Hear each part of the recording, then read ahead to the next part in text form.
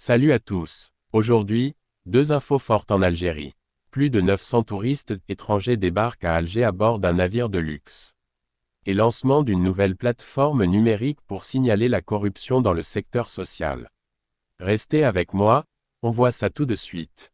Le premier sujet, 900 touristes étrangers débarquent à Alger. L'Algérie devient visiblement une escale incontournable dans le programme de plusieurs croisières de luxe naviguant en Méditerranée. Ce mardi 2 décembre, un imposant navire de croisière a accosté au port d'Alger. À son bord, plusieurs centaines de touristes étrangers qui sont descendus explorer les sites touristiques qu'offre la capitale algérienne et ses environs. Selon l'entreprise portuaire d'Alger, il s'agit du géant des mers, le Viking Neptune, un navire sous pavillon norvégien. Ce bateau construit en 2022, a une capacité de 930 passagers à bord.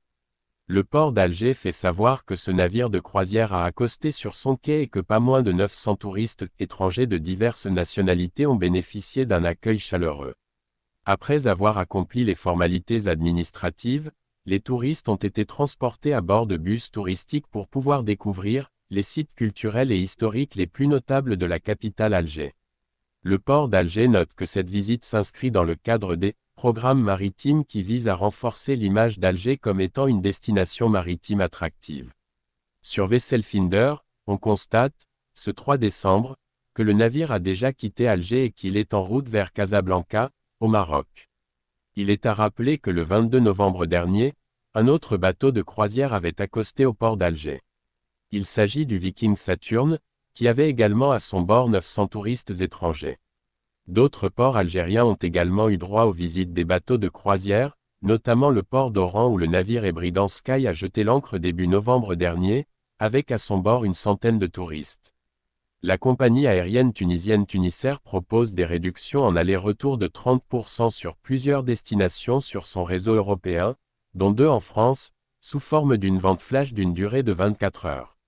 Comme chaque semaine, Tunisair propose, ce mercredi 3 décembre, une série de destinations à des tarifs réduits de 30%, dans le cadre de son opération de promotion périodique baptisée « Destination de la semaine ».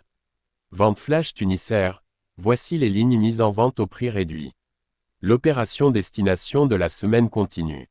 Économisez jusqu'à moins 30%, annonce la compagnie tunisienne dans un communiqué. La sélection de cette semaine comprend des lignes bien précises entre la Tunisie et plusieurs villes européennes.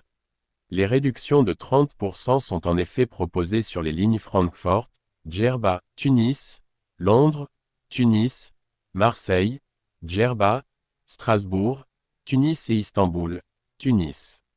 Outre la réduction de 30% sur les billets d'avion, les voyageurs peuvent aussi bénéficier d'un rabais de 30% sur la première pièce de bagages supplémentaire, et sur l'ensemble des itinéraires proposés dans le cadre de cette nouvelle vente flash. Pour bénéficier de ces réductions, les voyageurs intéressés sont toutefois appelés à réserver au plus vite, car l'offre n'est valable que pendant la journée. Seulement 24 heures, ce mercredi 3 décembre 2025, profitez d'offres exceptionnelles sur une sélection de destinations desservies par Tunisair, au départ et à destination de la Tunisie, précise la compagnie dans son annonce. Les billets valables pour la période allant du 3 décembre 2025 au 31 mai 2026. Les billets réservés dans le cadre de cette vente flash sont valables pour toute la période allant du 3 décembre 2025 au 31 mai 2026, hors vacances scolaires, ajoute la même source, précisant que les places sont limitées et les tarifs soumis à conditions spécifiques. La promotion est valable pour les réservations à l'aller et au retour entre les villes sélectionnées. Cela signifie que l'offre concerne aussi bien les voyageurs tunisiens vers l'étranger, que les touristes étrangers et les Tunisiens de la diaspora souhaitant se rendre en Tunisie. Les réservations des billets au tarif réduit sont disponibles sur le site web et l'application mobile de la compagnie, au niveau de ses agences et ses partenaires de voyage et via son call center. Ce n'est pas fini, l'opération spéciale Destination de la semaine continue encore. Restez connectés, a conclu la compagnie aérienne tunisienne. Le deuxième sujet Algérie, une plateforme numérique pour signaler la corruption dans le secteur social. L'Algérie lance une plateforme numérique pour faciliter le signalement des pratiques de corruption dans le secteur social, renforcer la transparence et améliorer la confiance des citoyens. L'Algérie reste confrontée à une corruption structurelle qui affecte durablement le fonctionnement des services publics et la confiance des citoyens. Face à ces défis persistants, les autorités cherchent à renforcer la transparence et à moderniser les mécanismes de gouvernance.